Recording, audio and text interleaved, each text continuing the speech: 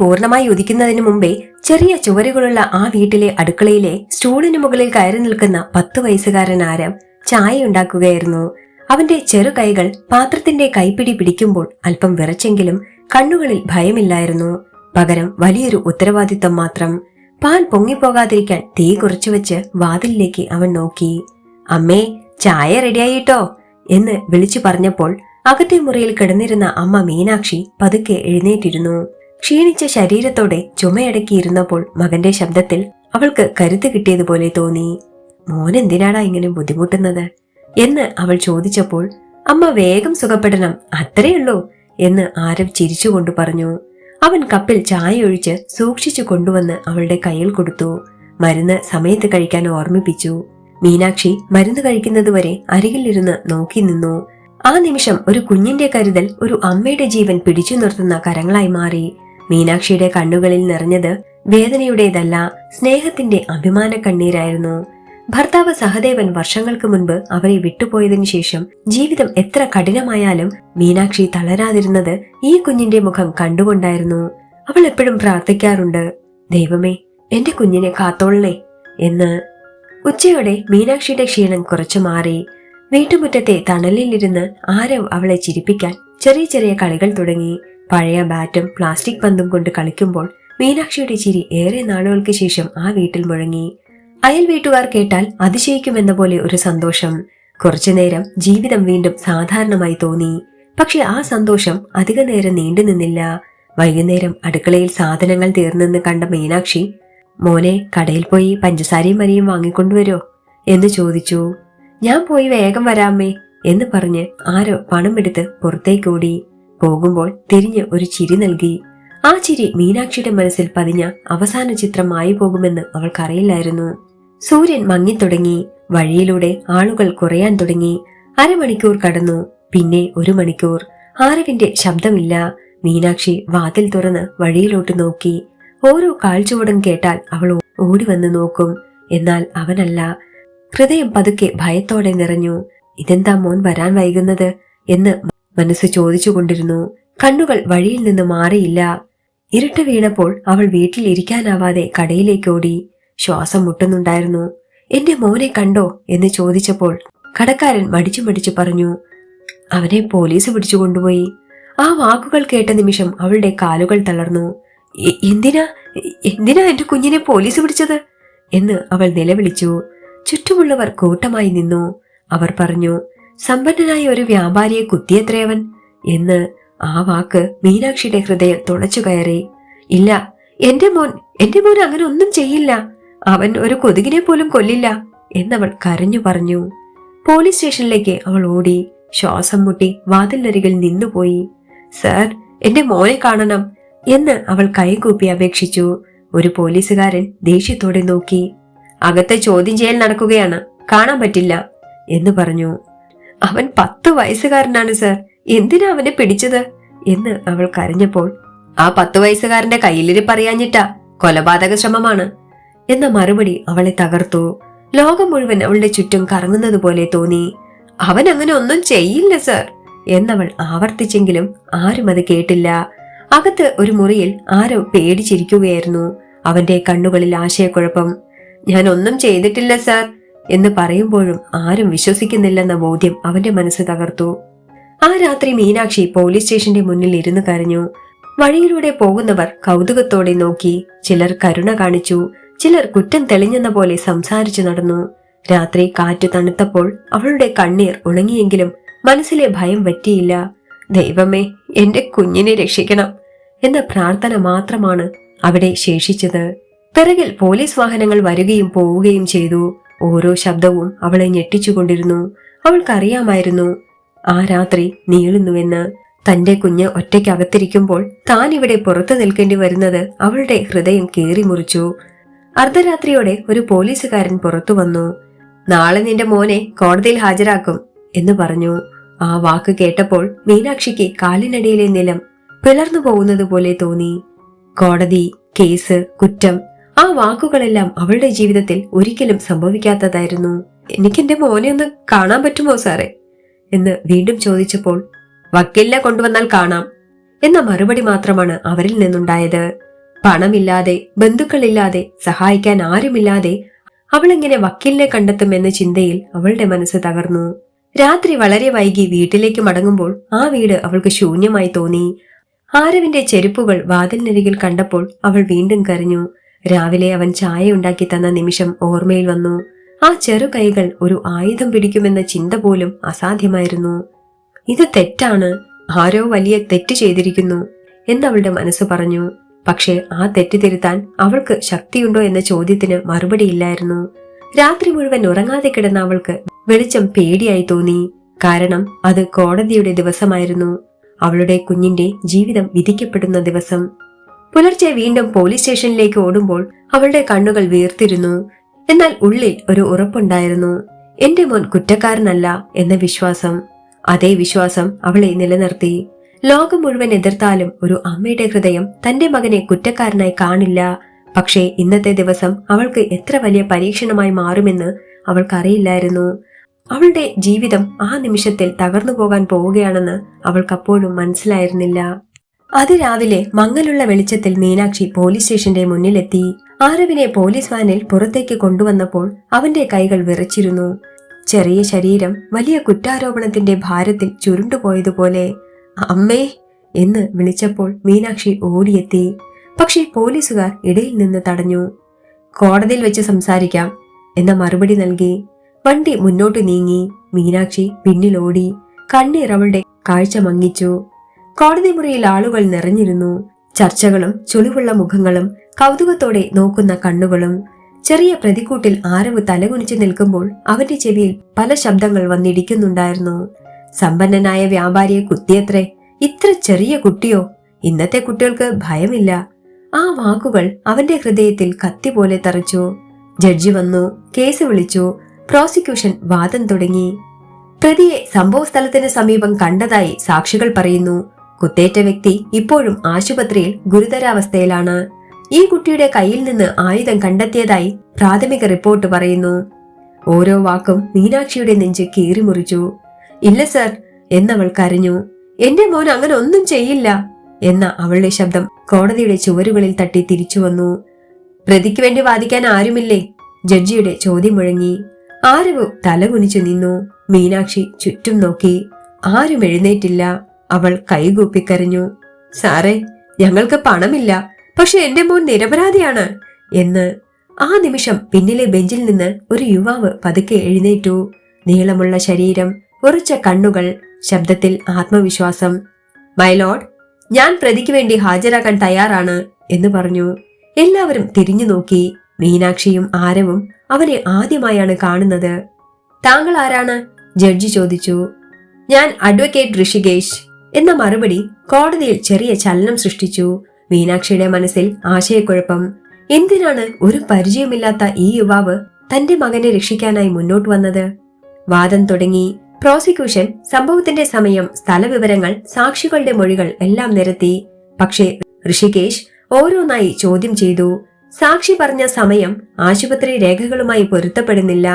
പ്രതിയുടെ ഉയരവും സംഭവ സ്ഥലത്ത് കണ്ട വ്യക്തിയുടെ വിവരണവും തമ്മിൽ വ്യത്യാസമുണ്ട്. കുട്ടിയുടെ കയ്യിൽ കണ്ടെത്തിയതെന്ന് പറയുന്ന ആയുധത്തിൽ വ്യക്തമായ വിരലടയാള പരിശോധന നടത്തിയിട്ടില്ല. കോടതിയിൽ മൗനം. പ്രോസിക്യൂഷൻ മിണ്ടാതായി. ആരവ് തലയുയർത്തി പ്രതീക്ഷയോടെ ഒന്ന് നോക്കി. മീനാക്ഷിയുടെ ഹൃദയം പതുക്കെ കരുത്താർജിച്ചു. ജഡ്ജി ഇടക്കാല ഉത്തരവായി ആരവിനെ റിമാൻഡിൽ അയക്കാതെ ജുവനൈൽ ഹോമിലേക്ക് മാറ്റാൻ നിർദ്ദേശിച്ചു. കേസ് തുടരുമെന്ന് അറിയിച്ചു. ആ ദിവസം മുഴുവൻ മീനാക്ഷി ഋഷികേശിന്റെ മുന്നിൽ കൈകൂപ്പി നിന്നു. സർ, നിങ്ങൾക്ക് ഞങ്ങളെ അറിയാമോ എന്നവൾ ചോദിച്ചു. ഋഷികേശ് ചെറിയൊരു ചിരിയോടെ പറഞ്ഞു, സത്യം തെളിയിക്കണം എന്നതാണ് എന്റെ ജോലി. കൂടുതലൊന്നും പറയാതെ അവൻ അവിടെ നിന്നും പോയി. ആ മറുപടി മീനാക്ഷിയുടെ മനസ്സിൽ ചോദ്യങ്ങളായി കിടന്നു. അടുത്ത ദിവസങ്ങൾ കേസിനെ പറ്റിയുള്ള ചർച്ചകളായിരുന്നു. നാട്ടിൽ പലതരം വാർത്തകൾ പടർന്നു. ചിലർ കരുണ കാണിച്ചു, ചിലർ കുറ്റം ഉറപ്പിച്ചു. മീനാക്ഷി ഓരോ ദിവസവും കോടതിയിൽ എത്തിക്കൊണ്ടിരുന്നു. ആരവിനെ കുറച്ചു നിമിഷം കാണുമ്പോൾ അവൻ, അമ്മ, ഞാൻ ഒന്നും ചെയ്തിട്ടില്ല എന്ന് വീണ്ടും വീണ്ടും പറഞ്ഞു. എനിക്കറിയാം മോനെ എന്നവൾ കണ്ണീർ തുടച്ചുകൊണ്ട് പറയും. പക്ഷേ അവളുടെ ഉള്ളിൽ ഒരു പേടി. ഇത്ര വലിയ കുറ്റാരോപണം എങ്ങനെ അവന്റെ മേൽ വീണു? ഒരു ദിവസം വാദത്തിനിടെ പ്രോസിക്യൂഷൻ പറഞ്ഞു, കുത്തേറ്റ വ്യക്തി സമ്പന്നനായ വ്യാപാരി ഗോവിന്ദ് മേനോനാണ്. അദ്ദേഹത്തിന്റെ മൊഴി ഇതുവരെ ലഭിച്ചിട്ടില്ല. പക്ഷേ സംഭവ സ്ഥലത്ത് കണ്ട കുട്ടിയെപ്പറ്റി വ്യക്തമായ സൂചനയുണ്ട് എന്ന്. കോടതി വീണ്ടും നിറഞ്ഞു. എല്ലാവരും ആ പേരിനെ കുറിച്ച് ചർച്ച ചെയ്തു. വലിയ വ്യവസായിയും ദാനശീലനും എന്നറിയപ്പെടുന്ന ഒരാളാണ് അദ്ദേഹം. അങ്ങനെ ഒരാളെ കുത്താൻ ഈ ചെറിയ കുട്ടിക്ക് എന്ത് കാരണമുണ്ടാകുമെന്ന് ആരും ചിന്തിച്ചില്ല. കുറ്റം തെളിയിക്കാൻ മാത്രം എല്ലാവരും തയ്യാറായി. ഋഷികേശ് വീണ്ടും എഴുന്നേറ്റു. മൈലോഡ്, സംശയം മാത്രം ഒരു കുട്ടിയെ കുറ്റക്കാരനാക്കാൻ മതിയാവില്ല. വ്യക്തമായ തെളിവ് വേണം. അവന്റെ ശബ്ദം ഉറച്ചതായിരുന്നു. ആ വാക്കുകൾ കോടതിയിൽ ഒരു വ്യത്യസ്തമായ ഭാരം സൃഷ്ടിച്ചു. പ്രോസിക്യൂഷൻ നിശബ്ദമായി. ജഡ്ജി അടുത്ത തീയതി പ്രഖ്യാപിച്ചു. ആ രാത്രി മീനാക്ഷി വീട്ടിലിരുന്ന് ആരവിന്റെ പഴയ പുസ്തകങ്ങൾ കയ്യിൽ പിടിച്ചു. അവൻ വരച്ച ചിത്രങ്ങൾ നോക്കി കരഞ്ഞു. ഈ കൈകൾക്ക് ആരെയും കുത്താൻ കഴിയില്ല എന്ന് അവൾ വീണ്ടും വീണ്ടും പറഞ്ഞു. പക്ഷേ ജീവിതം അവളെ കൂടുതൽ പരീക്ഷിക്കാൻ തയ്യാറായിരിക്കുകയായിരുന്നു. അടുത്ത വിചാരണ ദിനത്തിൽ ഋഷികേശ് ശക്തമായി വാദിച്ചു. സാക്ഷികളുടെ മൊഴികൾ തമ്മിലുള്ള വിരുദ്ധതകൾ തെളിവാക്കി. അന്വേഷണത്തിലെ വീഴ്ചകൾ ചൂണ്ടിക്കാട്ടി. ഈ കേസിൽ യഥാർത്ഥ സംഭവക്രമം വ്യക്തമായിട്ടില്ല എന്ന് പറഞ്ഞു. ഒടുവിൽ ജഡ്ജി വിധി പ്രസ്താവിച്ചു. പ്രതിക്കെതിരെ വ്യക്തമായ തെളിവില്ലാത്തതിനാൽ സംശയത്തിന്റെ ഇളവ് നൽകി വെറുതെ വിടുന്നു. ആ വാക്കുകൾ കേട്ട നിമിഷം മീനാക്ഷി കരഞ്ഞുകൊണ്ട് നിലത്തിരുന്നു. ആരവ് അമ്മയുടെ അടുത്തേക്ക് ഓടി. ഇരുവരും കെട്ടിപ്പിടിച്ചു. എന്നാൽ ആ സന്തോഷത്തിനിടയിലും ഒരു ചോദ്യം അവരുടെ മനസ്സിൽ കിടന്നു. എന്തിനായിരുന്നു ഈ അറസ്റ്റ്? ആരാണ് യഥാർത്ഥ കുറ്റവാളി? എന്തിനാണ് പരിചയമില്ലാത്ത ഒരു വക്കീൽ സ്വമേധയാ സഹായിക്കാൻ മുന്നോട്ട് വന്നത്? ഉത്തരങ്ങളൊന്നും ലഭിച്ചില്ല. കോടതി മുറി ഒഴിഞ്ഞപ്പോൾ ഋഷികേശ് അവരുടെ അരികിലെത്തി. ഇനി എന്റെ കൂടെ ഒരു സ്ഥലത്തേക്ക് വരുമോ എന്ന് ചോദിച്ചു. അവന്റെ ശബ്ദത്തിൽ ഒരു ഗൗരവം. മീനാക്ഷി ആശങ്കയോടെ നോക്കി. ആരവ് അമ്മയുടെ കൈപിടിച്ചു. ജീവിതം വീണ്ടും പുതിയൊരു വഴിത്തിരിവിലേക്ക് നീങ്ങുകയാണെന്ന് അവർക്ക് തോന്നി. പക്ഷെ ആ വഴിത്തിരിവ് അവരുടെ ജീവിതത്തിന്റെ മുഴുവൻ കഥ മാറ്റിമറിക്കുമെന്ന് അവർ അപ്പോഴും മനസ്സിലാക്കിയിരുന്നില്ല. കോടതി മുറിയിൽ നിന്ന് പുറത്തേക്ക് വന്നപ്പോൾ മീനാക്ഷിയുടെ കാലുകൾ അപ്പോഴും വിറച്ചുകൊണ്ടിരിക്കുകയായിരുന്നു. ആരവ് അമ്മയുടെ കൈ ശക്തമായി പിടിച്ചു. ജനക്കൂട്ടം പതുക്കെ പിരിഞ്ഞു. പക്ഷേ അവരുടെ ജീവിതത്തിലെ ചോദ്യങ്ങൾ മാത്രം കൂടി വന്നു. അപ്പോഴാണ് ഋഷികേശ് ശാന്തമായി ആ ചോദ്യം ചോദിച്ചത്. എന്റെ കൂടെ നിങ്ങളൊരു സ്ഥലത്തേക്ക് വരണം. മീനാക്ഷി ആശങ്കയോടെ നോക്കി. എവിടേക്കാണ് സർ എന്ന് ചോദിച്ചപ്പോൾ അവിടെ ചെന്നാൽ മനസ്സിലാകും എന്ന മറുപടി മാത്രം നൽകി. കൂടുതലൊന്നും പറയാതെ അദ്ദേഹം മുന്നോട്ട് നടന്നു. ആരവും മീനാക്ഷിയും അനിശ്ചിതത്വത്തോടെ പിന്നാലെ നീങ്ങി. കാർ നഗരത്തിന്റെ തിരക്കേറിയ റോഡുകൾ കടന്ന് ഒരു വലിയ സ്വകാര്യ ആശുപത്രിയുടെ മുന്നിൽ നിർത്തി. മീനാക്ഷിയുടെ ഹൃദയം വീണ്ടും താളം തെറ്റി. ഇവിടേക്കെന്തിന് എന്ന ചോദ്യം അവളുടെ മുഖത്ത് തെളിഞ്ഞിരുന്നു. ഋഷികേശ് മറുപടി പറയാതെ അകത്തേക്ക് നടന്നു. നീളമുള്ള കോറിഡോറിലൂടെ അവർ നടന്നു. ചുമരുകളിൽ മിന്നുന്ന വെളിച്ചം, മെഷീനുകളുടെ ശബ്ദം, അണുവിസർജനത്തിന്റെ മണം എല്ലാം കൂടി അവരെ അജ്ഞാതമായൊരു ലോകത്തേക്ക് കൊണ്ടുപോയതുപോലെ തോന്നി. ഒരു പ്രത്യേക മുറിയുടെ മുന്നിൽ നിന്നു ഋഷികേശ്. വാതിൽ തുറന്ന് അകത്ത് കയറാൻ സൂചിപ്പിച്ചു. കിടക്കയിൽ വെളുത്ത ബാൻഡേജുകൾ കൊണ്ട് നെഞ്ച് പൊതിഞ്ഞു കിടക്കുന്ന ഒരു മധ്യവയസ്കൻ. മുഖത്ത് ക്ഷീണം, പക്ഷേ കണ്ണുകളിൽ ജാഗ്രത. മീനാക്ഷി അദ്ദേഹത്തെ കണ്ടപ്പോൾ ഒന്ന് പിന്നോട്ട് നീങ്ങി. ഇദ്ദേഹം ആരാണ്?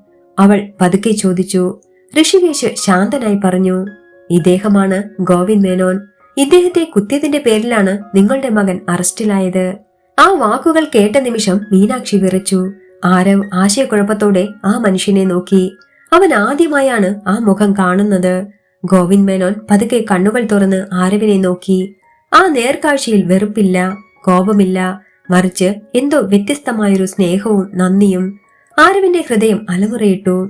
ഞാൻ ഒന്നും ചെയ്തിട്ടില്ല എന്നവൻ പറയാനൊരുങ്ങുമ്പോൾ ഗോവിന്ദ് മേനോൻ ചെറുതായി തലകുലുക്കി. അദ്ദേഹത്തിന്റെ കണ്ണുകളിൽ എനിക്കെല്ലാം അറിയാം എന്നൊരു സൂചന പോലെ എന്തോ തെളിഞ്ഞു. പക്ഷെ വാക്കുകൾ പുറത്തു വന്നില്ല. മീനാക്ഷിക്ക് ഒന്നും മനസ്സിലായില്ല. സർ, ഞങ്ങൾ ഇദ്ദേഹത്തെ ആദ്യമായാണ് കാണുന്നത്, അവൾ പറഞ്ഞു. ഋഷികേശ് അവരെ കുറച്ചുനേരം നിശബ്ദമായി നോക്കി. അതുകൊണ്ടാണ് നിങ്ങളെ ഞാനിവിടെ കൊണ്ടുവന്നത് എന്നവൻ പറഞ്ഞു. കൂടുതലൊന്നും വിശദീകരിക്കാതെ ഋഷികേശ് പുറത്തേക്ക് നടന്നു. അവർ പിന്നാലെയും. ആശുപത്രിയിൽ നിന്ന് ഇറങ്ങിയ ശേഷം കാർ വീണ്ടും മുന്നോട്ട് നീങ്ങി. നഗരത്തിന്റെ മറ്റൊരു ഭാഗത്ത് ഒരു വലിയ വീട്, ഉയർന്ന കോമ്പൗണ്ട് മതിൽ, ഭംഗിയുള്ള ഗേറ്റ്. കാർ അകത്ത് കയറി നിർത്തി. മീനാക്ഷിയുടെ ഉള്ളിൽ അസ്വസ്ഥത കൂടി വന്നു. സർ, ഇവിടെ എന്താണ്? അവൾ ചോദിച്ചു. ഋഷികേശ് വാതിൽ തുറന്നു. അകത്തേക്ക് വരൂ എന്ന് പറഞ്ഞു. വീട് വിശാലമായിരുന്നു. അകത്ത് കാൽ വെക്കുമ്പോൾ തന്നെ അവരുടെ ജീവിതത്തിന്റെ ലാളിത്യം അവിടെ ഒട്ടും പൊരുത്തപ്പെടുന്നില്ലെന്ന് അവൾക്ക് തോന്നി. ഹാളിൽ നിൽക്കുമ്പോൾ മീനാക്ഷി ആരവിന്റെ കൈ കൂടുതൽ ഉറപ്പിച്ചു പിടിച്ചു. അപ്പോഴാണ് അകത്തെ മുറിയിൽ നിന്ന് ഒരു കുട്ടി പതുക്കെ പുറത്തു വന്നത്. ആദ്യം മീനാക്ഷി ശ്രദ്ധിച്ചില്ല. പക്ഷേ ആരവ് ആ കുട്ടിയെ കണ്ട നിമിഷം അവൻ നിശ്ചലനായി. അവന്റെ മുന്നിൽ നിന്നത് അവന്റെ തന്നെ പ്രതിബിംബം പോലെ ഒരു മുഖം, ഒരേ ഉയരം, ഒരേ കണ്ണുകൾ, ഒരേ രൂപം. ചെറിയ വ്യത്യാസങ്ങൾ ഉണ്ടായിരുന്നെങ്കിലും അത് തിരിച്ചറിയാൻ സമയമെടുക്കും. മീനാക്ഷിയുടെ ശ്വാസം മുട്ടി. ഇത് അവളുടെ വാക്കുകൾ കുടുങ്ങി. ആരോ പതുക്കെ പറഞ്ഞു, അമ്മേ, ഇവൻ. ആ കുട്ടിയും അവരെ നോക്കി നിൽക്കുകയായിരുന്നു, കണ്ണുകളിൽ അതിശയവും അടങ്ങിയ വികാരങ്ങളും. കുറച്ചു നിമിഷം സമയം നിശ്ചലമായതുപോലെ. മീനാക്ഷിയുടെ തലയിൽ വർഷങ്ങൾ മുൻപുള്ള ഒരു ദിവസം മിന്നലായി തെളിഞ്ഞു. ഭർത്താവ് സഹദേവൻ ഒരു ദിവസം വീട്ടിലെത്തി നമ്മുടെ കുഞ്ഞ് നഷ്ടമായി എന്ന് പറഞ്ഞത്. അവൾ അന്ന് ഒരു ഭ്രാന്തിയെ പോലെ തന്റെ കുഞ്ഞിനെ തിരഞ്ഞിരുന്നു. പക്ഷേ കണ്ടെത്താനായില്ല. അവൾ പിന്നീട് വിശ്വസിച്ചു അതൊരു ദാരുണമായ അപകടമാണെന്ന്. ഇന്ന് അവളുടെ മുന്നിൽ നിൽക്കുന്ന ഈ കുട്ടി ആ ഓർമ്മയെ ജീവനോടെ മുന്നിലെത്തിച്ചതുപോലെ. ഇവൻ ആരുഷ് എന്ന ഋഷികേശ് ശാന്തമായി പറഞ്ഞു. മീനാക്ഷിയുടെ കണ്ണുകളിൽ കണ്ണുനീർ നിറഞ്ഞു. അവൾ പറയാൻ ശ്രമിച്ചെങ്കിലും വാക്കുകൾ കിട്ടിയില്ല. ആരോ മുന്നോട്ട് ചെന്ന് ആ കുട്ടിയെ നോക്കി. ഇരുവരുടെയും കണ്ണുകൾ തമ്മിൽ കുടുങ്ങി. ഒരുപോലെ തോന്നുന്ന രണ്ട് ഹൃദയങ്ങൾ ഒരു അന്യമായ ബന്ധം തിരിച്ചറിയാൻ ശ്രമിച്ചു. വീട്ടിലെ നിശബ്ദതയിൽ ഋഷികേശ് പതുക്കെ സംസാരിച്ചു തുടങ്ങി. വർഷങ്ങൾക്ക് മുമ്പ് ചില തീരുമാനങ്ങൾ എടുത്തു. ചില സത്യങ്ങൾ മറച്ചു വയ്ക്കേണ്ടി വന്നു. ഇന്നതെല്ലാം തുറന്നു പറയേണ്ട സമയം വന്നിരിക്കുന്നു. മീനാക്ഷിയുടെ ഹൃദയം ശക്തമായി മിടിച്ചു. അവൾക്ക് എന്തോ വലിയൊരു സത്യം പുറത്തു വരാനിരിക്കുകയാണെന്ന് തോന്നി. ആരുഷ് പതുക്കെ മുന്നോട്ട് വന്നു. അവന്റെ കണ്ണുകളിൽ സംശയവും ആകുലതയും. അമ്മ എന്ന് വിളിക്കണമെന്നുണ്ടായിരുന്നെങ്കിലും അവൻ നിശബ്ദനായി നിന്നു. മീനാക്ഷിയുടെ ഉള്ളിൽ അടങ്ങിയിരുന്ന വർഷങ്ങളുടെ വേദന പൊട്ടിത്തെറിക്കാൻ തയ്യാറായി. ആരവ് അമ്മയെ നോക്കി. ഇതെന്താണ് എന്ന ചോദ്യം അവന്റെ മുഖത്ത് തെളിഞ്ഞിരുന്നു. ഋഷികേശ് അവരുടെ മുന്നിൽ നിൽക്കുകയായിരുന്നു. ഇനി മറയ്ക്കാൻ ഒന്നുമില്ലെന്ന പോലെ. ഇനി നിങ്ങൾ അറിയേണ്ട ചില സത്യങ്ങളുണ്ട് എന്ന് അവൻ പറഞ്ഞു. ആ വാക്കുകൾ അവരുടെ ജീവിതത്തെ വീണ്ടും പൂർണ്ണമായി മാറ്റാൻ പോകുന്നുവെന്ന് അവർക്ക് തോന്നി. പക്ഷേ എത്ര വലിയ മാറ്റമാണെന്ന് അവർക്ക് അപ്പോഴും അറിയില്ലായിരുന്നു. വീട്ടിലെ ഹാളിൽ നിശബ്ദത തളം കെട്ടി നിൽക്കുകയായിരുന്നു. മീനാക്ഷിയുടെ കണ്ണുകൾ ഒരിക്കൽ ആരവിലേക്കും പിന്നെ ആരുഷിലേക്കും മാറി. ഹൃദയം ശക്തമായി മിടിക്കുകയായിരുന്നു. വർഷങ്ങൾ മുൻപ് മറഞ്ഞുപോയ ഒരു ഓർമ്മ ഇന്ന് ജീവനോടെ അവളുടെ മുന്നിൽ നിൽക്കുന്നത് പോലെ. ഋഷികേശ് പതുക്കെ സോഫയിലിരിക്കാൻ പറഞ്ഞു. ആരവും ആരുഷും ഒരുപോലെ അവന്റെ മുന്നിൽ നിന്നു. അവരുടെ മുഖങ്ങളിൽ ഒരേ ആശയക്കുഴപ്പം, ഒരേ ഉത്കണ്ഠ. ഇനി ഞാൻ പറയുന്നത് നിങ്ങൾ ശ്രദ്ധയോടെ കേൾക്കണം എന്ന് ഋഷികേശ് പറഞ്ഞു തുടങ്ങി. ശബ്ദത്തിൽ വിഷമത്തിന്റെ ഭാരമുണ്ടായിരുന്നു. വർഷങ്ങൾക്ക് മുമ്പ് നിങ്ങളുടെ ജീവിതത്തിൽ നടന്ന ഒരു സംഭവം ഇന്ന് ഈ നിമിഷത്തിലേക്ക് എത്തിച്ചു എന്ന് പറഞ്ഞപ്പോൾ മീനാക്ഷിയുടെ കൈകൾ വിറച്ചു. അവൾക്ക് സഹദേവനെ ഓർമ്മ വന്നു. നിങ്ങളുടെ ഭർത്താവ് സഹദേവൻ വലിയ കടബാധ്യതയിൽ മുങ്ങിയിരുന്നു. അത് നിങ്ങളോട് പറഞ്ഞില്ല. ഒരു ദിവസം അയാൾ ഒരു തീരുമാനമെടുത്തു. ഋഷികേശിന്റെ വാക്കുകൾ ഓരോന്നായി അവളുടെ ഹൃദയം കുത്തിമുറിച്ചു. ഇരട്ടകളിൽ ഒരാളെ കുഞ്ഞുങ്ങളില്ലാത്ത ഞങ്ങൾക്ക് വിട്ടുതരാൻ. മീനാക്ഷിയുടെ ശ്വാസം നിലച്ചു. കണ്ണുകളിൽ നിന്നും കണ്ണുനീർ നിലയ്ക്കാതെ ഒഴുകി. ഇല്ല, ഇതൊന്നും ഞാൻ അറിഞ്ഞിരുന്നില്ല, അവൾ കരഞ്ഞുകൊണ്ട് പറഞ്ഞു. അതെ, നിങ്ങൾ അറിഞ്ഞിരുന്നില്ല, അത് സത്യമാണ്, ഋഷികേശ് ശാന്തമായി പറഞ്ഞു. ആ കുഞ്ഞാണ് ആരുഷ്. നിങ്ങളുടെ കുഞ്ഞു തന്നെയാണ് ഇത്. ആരുഷ് തലകുനിച്ചു നിന്നു. അവന്റെ കണ്ണുകളിൽ അടങ്ങിയിരുന്ന വർഷങ്ങളായുള്ള ചോദ്യങ്ങൾ തെളിഞ്ഞു. കുഞ്ഞിനെ ഞങ്ങൾ വളർത്തി, പക്ഷേ അവനോട് ഞങ്ങളൊന്നും മറച്ചു വെച്ചില്ല. അവൻ ഞങ്ങളുടെ സ്വന്തം കുഞ്ഞല്ലെന്ന് അവനറിയാം. പക്ഷേ അവന്റെ യഥാർത്ഥ അച്ഛനും അമ്മയും ആരാണെന്ന് അവനറിയില്ലായിരുന്നു. അന്ന് രാത്രി ആരവിനെ പോലീസ് പിടിച്ചുകൊണ്ടു പോകുന്നത് കണ്ടപ്പോഴാണ് അത് തന്റെ സഹോദരനായിരിക്കുമോ എന്ന് അവൻ സംശയിച്ചത്. അക്കാര്യം അവൻ എന്നോട് പറഞ്ഞപ്പോൾ എനിക്ക് എല്ലാ കാര്യങ്ങളും വ്യക്തമായി. അങ്ങനെയാണ് ഞാൻ ഈ കേസ് അറ്റൻഡ് ചെയ്യാൻ തീരുമാനിച്ചത്. മീനാക്ഷിയുടെ ഉള്ളിൽ അടങ്ങിയിരുന്ന കുറ്റബോധവും വേദനയും ഒന്നിച്ചു പൊട്ടിത്തെറിച്ചു. എന്റെ ഭർത്താവ് പറഞ്ഞത് കുഞ്ഞിനെ നഷ്ടമായെന്നാണ്. അവൾ പൊട്ടിക്കരഞ്ഞു. ആരവ് മിണ്ടാതെ നിന്നു. അവന്റെ മുന്നിൽ നിൽക്കുന്ന കുട്ടി തന്റെ സഹോദരനാണെന്ന സത്യം അവന്റെ മനസ്സിൽ പതിയാൻ ശ്രമിച്ചു. ആരുഷ് പതുക്കെ പറഞ്ഞു, എനിക്കെപ്പോഴും എന്തോ കുറവുണ്ടെന്ന് തോന്നിയിരുന്നു. ആ വാക്കുകൾ കേട്ട് മീനാക്ഷി അവന്റെ അരികിലേക്ക് നീങ്ങി. കൈ നീട്ടി തൊടാൻ ശ്രമിച്ചെങ്കിലും വിറച്ചുകൊണ്ട് പിൻവാങ്ങി. വർഷങ്ങൾക്കിപ്പുറം നഷ്ടമായ മകനെ കാണുന്ന അമ്മയുടെ മനസ്സിൽ വാക്കുകൾക്കതീതമായ വേദനയും സന്തോഷവും കലർന്നിരുന്നു. ഋഷികേശ് തുടർന്നു. ഇതോടെ കഥ അവസാനിച്ചില്ല. അടുത്തിടെ ഗോവിന്ദ് മേനോൻ ആരുഷിനെ കണ്ടു. ഒരു യാദൃശിക കൂടിക്കാഴ്ച. പക്ഷേ അതിനു പിന്നാലെ വലിയൊരു ബന്ധം വളർന്നു. അദ്ദേഹം ആരുഷിനെ സ്വന്തം മകനെ പോലെ സ്നേഹിച്ചു. ഇവനെ അദ്ദേഹം സ്വന്തം മകനായി കരുതാൻ തുടങ്ങി. മീനാക്ഷി അത്ഭുതത്തോടെ അത് കേട്ടുനിന്നു. പക്ഷേ ആ സ്നേഹം മറ്റൊരാളുടെ മനസ്സിൽ വിഷമായി മാറി. ഋഷികേശിന്റെ ശബ്ദം കഠിനമായിരുന്നു. ഗോവിന്ദിന്റെ സഹോദരൻ മാധവൻ. സ്വത്ത് നഷ്ടമാകുമെന്ന ഭയം അയാളെ പിടികൂടി. ആരുഷിന്റെ കണ്ണുകൾ ആ ഓർമ്മയിലാണ്ടു. ആ രാത്രി അവൻ പതുക്കെ പറഞ്ഞു. ഹാളിൽ നിശബ്ദത കൂടുതൽ കഠിനമായി. മാധവൻ അച്ഛനെ കുത്തുന്നത് ഞാൻ കണ്ടു. മീനാക്ഷിയും ആരവും ഒരുമിച്ച് ഞെട്ടി. അച്ഛൻ? ആരവ് ചോദിച്ചു. അതെ, ഋഷികേശ് വിശദീകരിച്ചു. ഗോവിന്ദ് മേനോനെ ആരുഷ് അച്ഛനായി കരുതിയിരുന്നു. ആരുഷ് തുടർന്നു. അന്ന് എന്റെ കയ്യിലുണ്ടായിരുന്ന മൊബൈലിൽ ഞാൻ അത് പകർത്തിയിരുന്നു. ഞാൻ വല്ലാതെ ഭയന്നു. അവിടെ നിന്ന് ഓടിപ്പോന്നു. പിന്നെ? മീനാക്ഷി ശ്വാസം മുട്ടി ചോദിച്ചു. പിന്നെ തെറ്റിദ്ധാരണ, ഋഷികേശ് പറഞ്ഞു. ഒരുപോലെ മുഖം, ഒരേ പ്രായം. പോലീസ് അന്വേഷിച്ചപ്പോൾ ആരുഷിനെ തേടിയെങ്കിലും കിട്ടിയത് ആരവിനെയായിരുന്നു. ആ വാക്കുകൾ കേട്ട് മീനാക്ഷി ആരവിനെ ചേർത്തു പിടിച്ചു. എന്റെ കുഞ്ഞ്, അവൾ വിങ്ങി. ആരുഷ് ഒളിച്ചിരിക്കുമ്പോൾ ആരവിനെ പോലീസ് പിടിച്ചുകൊണ്ടുപോകുന്നത് കണ്ടു, ഋഷികേശ് പറഞ്ഞു. അപ്പോഴാണ് അവൻ സത്യം പറയാൻ എന്നെ സമീപിച്ചത്. പോലീസ് പിടിച്ചുകൊണ്ടുപോയത് തന്നെ പോലെ ഇരിക്കുന്ന ഒരു കുട്ടിയെയാണെന്ന് അവൻ പറഞ്ഞു. അത് എന്റെ സഹോദരനാണോ എന്ന് ആരുഷ് ചോദിച്ചു. അന്ന് ഞാൻ ഇവനോട് പറഞ്ഞു, നിന്നെ പോലെ ഇരിക്കുന്നവൻ നിന്റെ സഹോദരനായിരിക്കാൻ സാധ്യതയുണ്ടെന്ന്. അങ്ങനെയാണെങ്കിൽ എന്റെ സഹോദരനെ രക്ഷിക്കണമെന്ന് ആരുഷാണ് പറഞ്ഞത്. അങ്ങനെ ഞാൻ തന്നെ ആരവിനെ രക്ഷിക്കാനിറങ്ങി. ആരുഷ് എനിക്ക് വേണ്ട തെളിവുകളെല്ലാം തന്നു. ആരുഷ് പോക്കറ്റിൽ നിന്ന് ഫോൺ എടുത്തു. സ്ക്രീനിൽ ആ ഭീകര ദൃശ്യം നിശ്ചലമായി നിൽക്കുന്നത് പോലെ. ഇതാണ് സത്യം, ഋഷികേശ് പറഞ്ഞു. അതിനാലാണ് ഞാൻ കേസ് ഏറ്റെടുത്തത്. ആദ്യം ആരവിനെ രക്ഷിക്കേണ്ടതുണ്ടായിരുന്നു. ആരവും ആരുഷും ഒരുമിച്ച് നോക്കി നിന്നു. വർഷങ്ങൾക്ക് മുൻപ് വേർപിരിഞ്ഞ രണ്ട് ജീവിതങ്ങൾ ഇന്ന് ഈ നിമിഷത്തിൽ വീണ്ടും ചേർന്നിരിക്കുന്നു. ആരവ് പതുക്കെ മുന്നോട്ട് ചെന്നു. ആരുഷിന്റെ മുന്നിൽ നിന്നു. ഇരുവരുടെയും കണ്ണുകളിൽ കണ്ണുനീർ നിറഞ്ഞു. ആരവ്, ആരുഷ് വിങ്ങി വിളിച്ചു. ആരവ് അവനെ കെട്ടിപ്പിടിച്ചു. ആ കെട്ടിപ്പിടുത്തത്തിൽ നഷ്ടമായ വർഷങ്ങളുടെ വേദന ഉരുകിച്ചേർന്നു. മീനാക്ഷി ഇരുവരെയും ചേർത്ത് പിടിച്ചു. എന്റെ മക്കൾ, അവളുടെ ശബ്ദമിടറി. അവൾക്ക് ഒരേ സമയം കുറ്റബോധവും അതിയായ സന്തോഷവും തോന്നി. എനിക്കൊന്നും അറിയില്ലായിരുന്നു മക്കളെ, അവൾ കരഞ്ഞു. ഋഷികേശ് ശാന്തമായി പറഞ്ഞു. ഇത് നിങ്ങളുടെ തെറ്റല്ല. ചിലർ എടുത്ത തീരുമാനങ്ങൾ നിങ്ങളെ വേദനിപ്പിച്ചു. പക്ഷെ ഇപ്പോൾ സത്യം പുറത്തു വന്നല്ലോ. ഇനി നമ്മൾ എന്താ ചെയ്യാ? ആരവ് ചോദിച്ചു. ഋഷികേശിന്റെ കണ്ണുകളിൽ ഉറച്ച തീരുമാനം തെളിഞ്ഞു. ഇനി നീതി, അദ്ദേഹം പറഞ്ഞു. മാധവനെതിരെ തെളിവുകൾ സമർപ്പിക്കണം. സത്യം കോടതിയിൽ പറയണം. ആരുഷ് തലകുലുക്കി. ഞാൻ തയ്യാറാണ്. അവന്റെ ശബ്ദത്തിൽ ഭയം മാറി ധൈര്യം നിറഞ്ഞു. ആ വീട്ടിലെ വായുവിൽ ഒരു പുതിയ തുടക്കം പിറക്കുന്നത് പോലെ തോന്നി. വർഷങ്ങൾക്കിപ്പുറം വേർപിരിഞ്ഞ ബന്ധം വീണ്ടും ഒന്നായി. പക്ഷെ മുന്നിൽ ഇനി ഒരു പോരാട്ടം ബാക്കിയുണ്ടായിരുന്നു. നീതിക്കായുള്ള പോരാട്ടം. കുടുംബം ഒരുമിച്ച് നിൽക്കുമ്പോൾ ആ പോരാട്ടം ഭയപ്പെടുത്തുന്നില്ലായിരുന്നു. മീനാക്ഷി തന്റെ രണ്ടു മക്കളെയും നോക്കി. ഇനി നിങ്ങളെ ആരും വേർപെടുത്തില്ല മക്കളെ, അവൾ മനസ്സിൽ പറഞ്ഞു. അവരുടെ ജീവിതം വീണ്ടും എഴുതപ്പെടാൻ പോവുകയായിരുന്നു. ഇത്തവണ സത്യം മറയ്ക്കാതെ. അടുത്ത ദിവസങ്ങളിൽ എല്ലാം അതിവേഗം മുന്നോട്ട് നീങ്ങി. പക്ഷേ ഓരോ നിമിഷവും വർഷങ്ങളായി തോന്നി.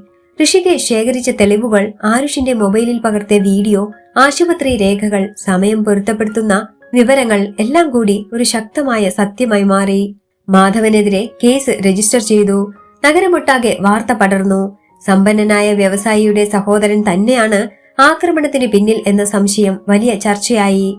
കോടതിയിൽ പുതിയ കേസ് തുടങ്ങി. മാധവൻ പ്രതികളുടെ കൂട്ടിൽ നിന്നു. മുഖത്ത് ആത്മവിശ്വാസം കാണിക്കാൻ ശ്രമിച്ചെങ്കിലും കണ്ണുകളിൽ അസ്വസ്ഥത തെളിഞ്ഞിരുന്നു. പ്രോസിക്യൂഷൻ ശക്തമായി വാദിച്ചു തുടങ്ങി. പക്ഷേ ഇപ്രാവശ്യം ഋഷികേശിന്റെ കയ്യിൽ ഉറച്ച തെളിവുണ്ടായിരുന്നു. മൈലോഡ്, ഈ വീഡിയോ ഒന്ന് കാണണം, അദ്ദേഹം പറഞ്ഞു. സ്ക്രീനിൽ തെളിഞ്ഞ ദൃശ്യം മുഴുവൻ കോടതിയും നിശബ്ദമാക്കി. ഗോവിന്ദ് മേനോനെ കുത്തുന്ന മാധവന്റെ രൂപം വ്യക്തമായി. ആരുഷിന്റെ ശ്വാസം അതിനൊപ്പം വേഗത്തിലായി. മീനാക്ഷി രണ്ടു മക്കളുടെ കൈയും പിടിച്ചു നിന്നു. വാദം നീണ്ടു. പ്രതിഭാഗം വീഡിയോ വ്യാജമാണെന്ന് ആരോപിച്ചു. പക്ഷേ സാങ്കേതിക പരിശോധനാ റിപ്പോർട്ടുകൾ അത് യഥാർത്ഥമാണെന്ന് തെളിയിച്ചു. ആശുപത്രി രേഖകൾ സമയമുറപ്പിച്ചു. മാധവന്റെ ചലനങ്ങൾ CCTV ദൃശ്യങ്ങളിൽ പൊരുത്തപ്പെട്ടു. ഒടുവിൽ ജഡ്ജിയുടെ ശബ്ദം മുഴങ്ങി. പ്രതിക്കെതിരെ കുറ്റം തെളിഞ്ഞിരിക്കുന്നു. ആ വാക്കുകൾ കേട്ട നിമിഷം മാധവന്റെ മുഖം നിറം കെട്ടു. ആജീവനാന്ത തടവ് എന്ന വിധി കോടതിയിൽ പ്രതിധ്വനിച്ചു. ഒരു ദീർഘകാല ഭയം അവിടെ അവസാനിച്ചു. കോടതി മുറിയിൽ നിന്ന് പുറത്തു വന്നപ്പോൾ ആരുഷ് ദീർഘമായി ശ്വാസം വിട്ടു. ആരവ് അവന്റെ തോളിൽ കൈവച്ചു. ഇനി ഭയപ്പെടേണ്ട, അവൻ പറഞ്ഞു. മീനാക്ഷി അവരെ ഇരുവരെയും നോക്കി കണ്ണുനീർ തുടച്ചു. ചില ദിവസങ്ങൾക്ക് ശേഷം ഗോവിന്ദ് മേനോൻ പൂർണ്ണമായും സുഖം പ്രാപിച്ചു. അദ്ദേഹം ഋഷികേശിന്റെ വീട്ടിൽ എല്ലാവരെയും വിളിച്ചു ചേർത്തു. വലിയ ഹാളിൽ എല്ലാവരും ഇരിക്കുമ്പോൾ അദ്ദേഹം പതുക്കെ സംസാരിച്ചു തുടങ്ങി. ജീവിതം എന്നെ വലിയൊരു പാഠം പഠിപ്പിച്ചു. രക്തബന്ധം മാത്രമല്ല കുടുംബം എന്നത്, ഹൃദയങ്ങൾ ചേർന്ന ബന്ധമാണ് കുടുംബം. അദ്ദേഹത്തിന്റെ കണ്ണുകൾ ആരുഷിലേക്കും ആരവിലേക്കും മാറി. നിങ്ങൾ രണ്ടുപേരും എന്റെ ജീവിതം എനിക്ക് തിരിച്ചു തന്നു, അദ്ദേഹം പറഞ്ഞു. അദ്ദേഹം ഒരു രേഖ മുന്നോട്ട് വച്ചു. എന്റെ സ്വത്തിന്റെ ഒരു ഭാഗം നിങ്ങൾ രണ്ടുപേരുടെയും പേരിൽ ഞാൻ എഴുതി വയ്ക്കുകയാണ്. മീനാക്ഷി ഞെട്ടി. അത് വേണ്ട സർ, അവൾ പറഞ്ഞു. പക്ഷേ ഗോവിന്ദ് ചിരിച്ചു. ഇതൊരു സമ്മാനമല്ല, ഒരു നന്ദിയാണ്, അദ്ദേഹം മറുപടി നൽകി. ഋഷികേശ് ശാന്തമായി നിന്നു. രാധികയുടെ കണ്ണുകളിൽ സന്തോഷം തെളിഞ്ഞു. അന്നേ ദിവസം ഒരു വലിയ തീരുമാനമുണ്ടായി. മീനാക്ഷിയും രണ്ടു മക്കളും ആ വലിയ വീട്ടിൽ വേണം ഇനി താമസിക്കാനെന്ന്. ചെറിയ വീട്ടിലെ ഓർമ്മകൾ അവളുടെ മനസ്സിൽ എന്നുമുണ്ടാകും. പക്ഷേ ഇനി അവൾ ഒറ്റയ്ക്കല്ല. രണ്ടു മക്കൾ കൈപിടിച്ചു നിൽക്കുന്നു. വർഷങ്ങൾക്കിപ്പുറം നഷ്ടമായ ബന്ധം പൂർണ്ണമായും തിരിച്ചു കിട്ടി. ഒരു വൈകുന്നേരം തോട്ടത്തിലിരുന്ന് ആരവും ആരുഷും സംസാരിക്കുകയായിരുന്നു. നമ്മൾ വീണ്ടും വേർപിരിയില്ലല്ലോ, ആരുഷ് ചോദിച്ചു. ഒരിക്കലുമില്ല, ആരവ് ഉറപ്പിച്ചു പറഞ്ഞു. ഇരുവരും ചിരിച്ചു. ആ ചിരിയിൽ ബാല്യത്തിന്റെ ലാളിത്യവും പുതിയ ജീവിതത്തിന്റെ പ്രതീക്ഷയും നിറഞ്ഞിരുന്നു. മീനാക്ഷി അവരെ ദൂരത്തു നിന്ന് നോക്കി. അവളുടെ മനസ്സിൽ ഒരേ ഒരു പ്രാർത്ഥന മാത്രം, ഇനി എന്റെ മക്കൾക്ക് കരയേണ്ടി വരരുതേ. അവൾക്കറിയാമായിരുന്നു ജീവിതം എപ്പോഴും പരീക്ഷിക്കും. പക്ഷേ ഇനി അവർ ഒരുമിച്ചാണ്. അത് തന്നെ ഏറ്റവും വലിയ കരുത്താണ്.